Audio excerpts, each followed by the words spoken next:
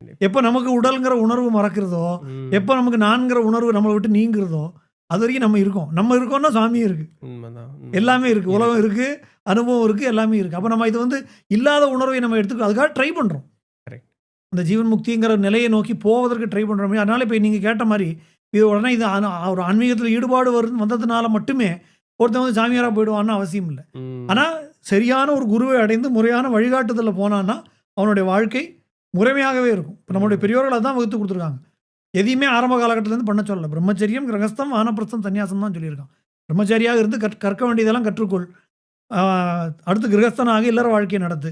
பசங்கலாம் வளர்ந்து பெருசாயிட்டாங்களா, டிட்டாச்டு அட்டாச்மென்ட்ங்கிறான். ம். அவன்கிட்ட பொறுப்ப குடுத்துட்டு, நீ ஒதுங்கி இரு. ஒதுங்கிடு.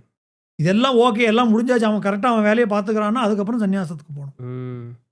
எடுத்தோனே எடுத்த குதிக்கிற உடனே வேலைலாம் குதிச்சா நம்ம மனச கட்டுப்படுத்த முடியலையே. கரெக்ட். யாராலயுமே முடியலையே. கரெக்ட். கரெக்ட். இப்ப நம்மள நாமளே ஏமாத்திக்கக்கூடிய விஷயம் ஆ தான் அது. உண்மதான், உண்மதான். என்ன இதுல ஸோ இந்த தத்துவத்தை தான் சபரிமலையில ஐயப்பன் உணர்த்தக்கூடிய இந்த அத்வைதம்ங்கிற ஒரு விஷயத்தை ம். நேரடியான அத்வைதத்துடைய ஒரு பிரத்யக்ஷ வடிவமாக சபரிமலையில இருக்கார். ம். வேற ம். எந்த தெய்வமும் நான் சொல்ல மாட்டேன். ம். சபரிமலை ஐயப்பனுடைய விசேஷம் என்னன்னா, தத்துவமசின்னு சொல்லி, அவரது சின்முத்திரையை காட்டி, வேற இப்ப போனா சபரிமலையில தத்துவமசின்னு தான் எழுதியிருக்கான். ம். நீ அதுவென்று உணர்ந்து கொள்கிறார் அவர். அதுதான், அதுதான். அந்த உணர்வு ஒரு சபரிமலை யாத்திரையில நமக்கு வந்துராது. கண்டிப்பா, கண்டிப்பா.